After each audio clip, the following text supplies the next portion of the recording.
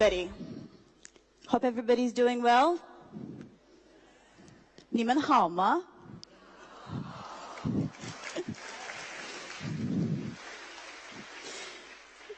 Lately, I've found myself a lot more comfortable expressing my thoughts in Chinese, so please excuse me if my line of thought isn't as well organized when I'm speaking in English. But if you bear with me, I promise you will get out of here smiling by the time I end. So, as introduced, my name is Hodan Osman, and I come from a country called Somalia. Any of you heard of it before? Yes, that's not loud enough. Thank you. What do you know about Somalia? That's what I want to know. It's okay. I won't mind. Shout, what do you know about Somalia? 海盗. It's okay, you can say it. Number one, 海盗. Number two? Sorry? Very good. Okay, that's a lot of very good information. There's one thing you don't know about Somalia. Somalia is the land with the most beautiful women in East Africa. Agree?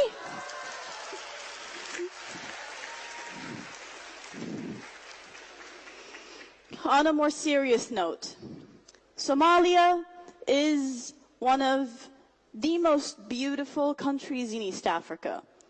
Only somebody who's been there would know, because I also only found out very recently. I'm Somali, yes, but I was not born in Somalia, and I was not raised there.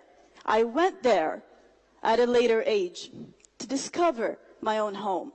A home that I thought was completely different, because in the media, the Somalia I saw was suffering from drought. The Somalia I saw was suffering from famine. The Somalia I saw was suffering from civil wars. So like you, in my imagination, I thought that Somalia must be a terrible place to live in. To my surprise, that's not the truth. Somalia has one of the most beautiful coastlines and beaches on the African continent. Somalia has one of the most diverse and most beautiful wildlife in the African continent. Somalia has some of the richest farmlands on the African continent. And these are facts. I'm not saying because I'm emotional about my home country, but these are facts people know. Not a lot of you know about, though. Why? I study communication studies. I analyze media. I analyze film. I analyze content in media. And it's always surprising why the stories we hear in the news, in the films, are always sensational. They talk about the war, they talk about the pirates, they talk about the famine, they talk about the drought, they talk about everything that's negative. How many of them speak about the positivities that lay there every day? How many of them speak about the everyday stories of people just living their normal lives? How many? I'm sad to say, not many. And that is why people have the wrong idea about the richest continent on the entire planet, Africa. Africa, in recent years, became synonymous with underdevelopment. It became synonymous with chaos. It became synonymous with everything that's bad. And that's sad, because that's not the reality on the ground. People who have been there, people who have visited, people who have seen for themselves and have lived there know that Africa is a land where children are happy. I'll give you a very simple example. Last year, I went with some of my colleagues to Zanzibar. Anyone from Tanzania? Nice. Zanzibar is one of the most beautiful places I've ever visited. But you know what's more beautiful? The children everywhere are just laughing and smiling and running around. My Chinese friends were surprised, and they just stopped and said, 哎，非洲的小孩很开心哎。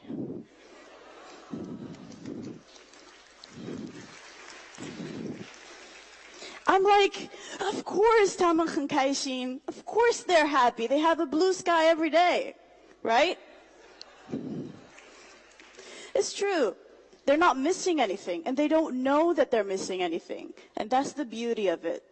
Now, we come back to what it is the reality in Africa today. Yes, there is lack of infrastructure connectivity. Yes, there is lack of technological improvement. Yes, there is a lot that's lacking on the continent.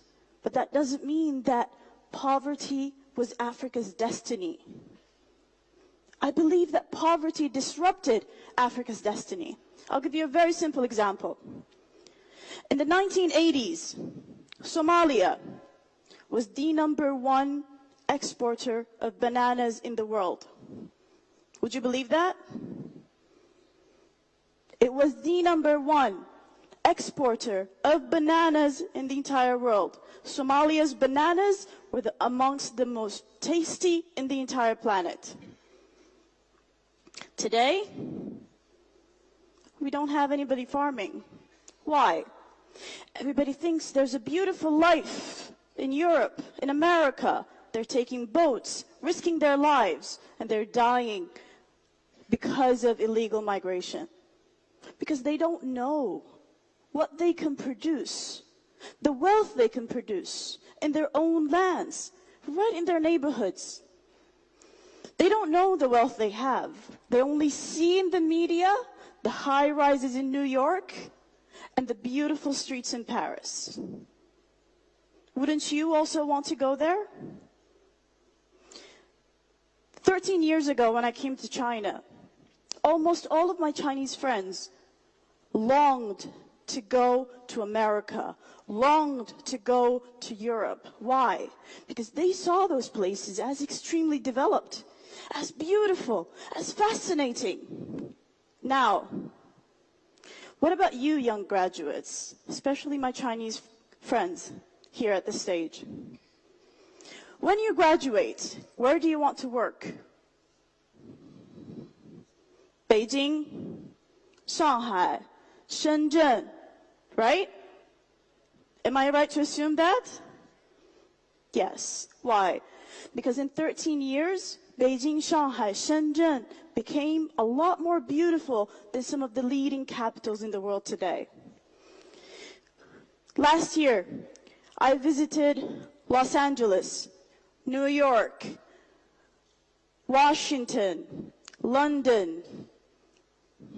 And guess what? When I sat in the subways in these cities, I kind of felt a lot more comfortable in the subways in Shanghai.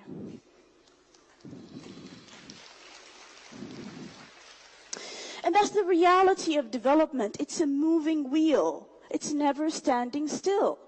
It's always moving. So however you see Africa today, trust me, in 10 years' time, it will be completely different.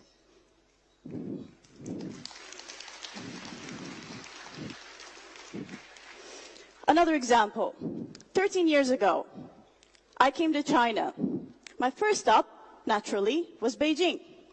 And then I was heading to the university where I was supposed to start my Chinese language. It's a city called Yangzhou. Yanhua Sanyue. Xiayangzhou, very good. Yangzhou is a beautiful city in Jiangsu province. Now, I took a train from Beijing to Yangzhou. It took me 14 hours. And I sat on Wopo.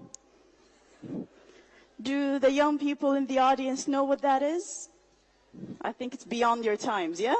Maybe the gentleman in the front would know? Yes.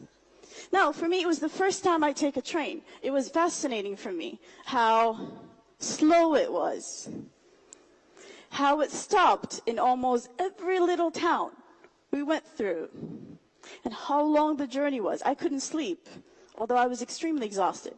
Why? Because I thought I would miss my stop.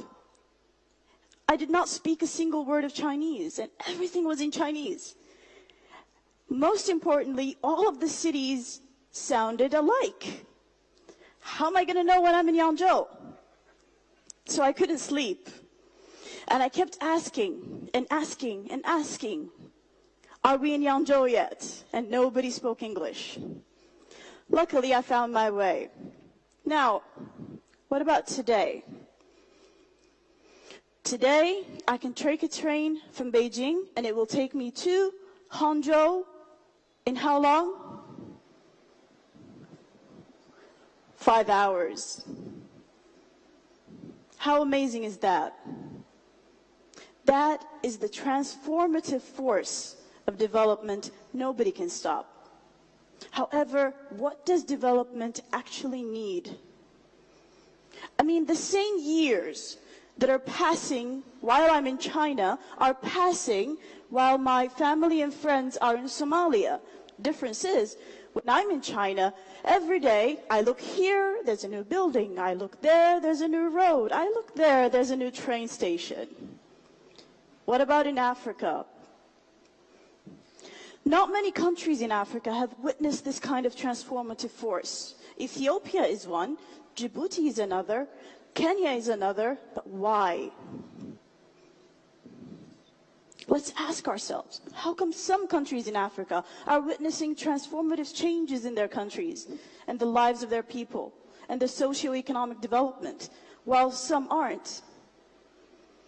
It's because most of Africa's countries are yet to actually take a long-term vision of development into their policy of governance. And that is where China succeeded. China planned for this 40 years ago. Everything you see today was planned and envisioned and continuously implemented. We don't have a lack of plans in Africa. When I went to Somalia, I visited almost every single ministry we have.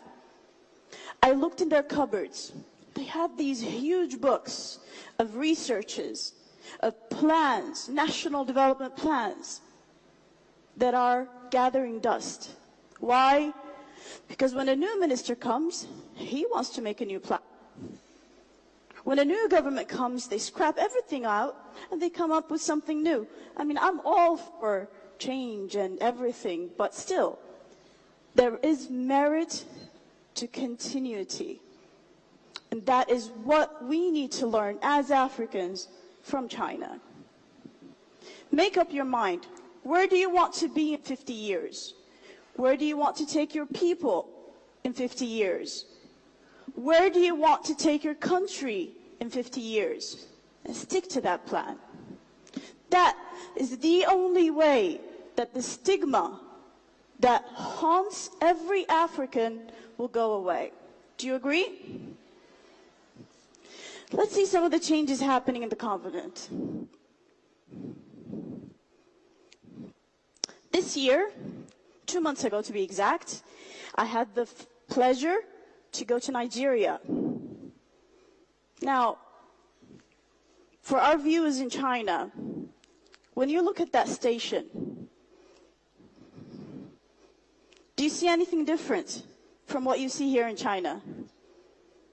It's quite similar, right? As I walked up, it felt so familiar. I felt like I was in Jinhua. It really looks like one of the train stations in Jinhua. Most interestingly, this is Idu Station. This is the departure hall. The only difference was, when I realized that I'm not in China, I'm in Africa, is when I saw Nigerian men, women, and children in a line trying to buy tickets and getting into the train station. This is the ticket I bought.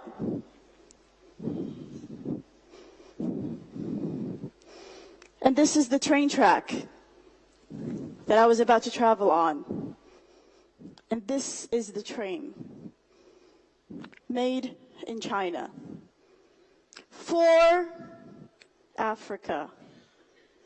This train was completely filled. No single seat was empty.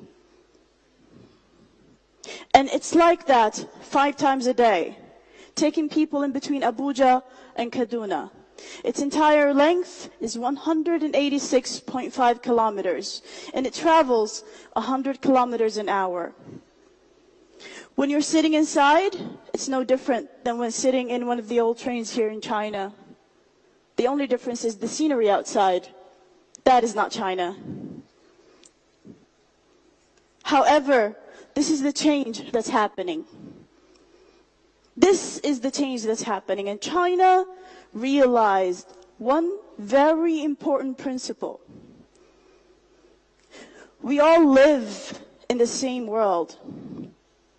We all share the same resources. They're not infinite. They're going to end. It is our responsibility to be responsible in how we use these resources. And it is our responsibility to ensure the quality of life people on this planet are going to live in. And all of that is embodied in one message. Something that's called 人类命运共同体. Building a community with a shared future. What does that mean? It means that my happiness is connected to yours. My prosperity is connected to yours. My life is connected to yours. Because if today I use up all of your resources just to make my own little life better for 50 years, what are my children going to live on after that? Because I've depleted your resources. I haven't created development in your side. So that's how we are interconnected. And that's how we are interdependent on each other. And this is what China realized. I was very fortunate and honored to be a part of this year's POCAC Summit. During the roundtable sessions, leaders from 53 countries spoke their mind about how they viewed their relations with China, how they viewed China-Africa relations, and how they viewed the notion of building a community with a shared future between China and Africa. And it was a unanimous thought that our fates are interdependent, that they all agree if we don't move together, we will go nowhere. In Somali, we have a saying that says, which means a single finger cannot wash a face on its own. If you want to clean your face, you need 10 fingers, which means we need to all gather together to build up our shared happiness. Thank you very much. Thank you.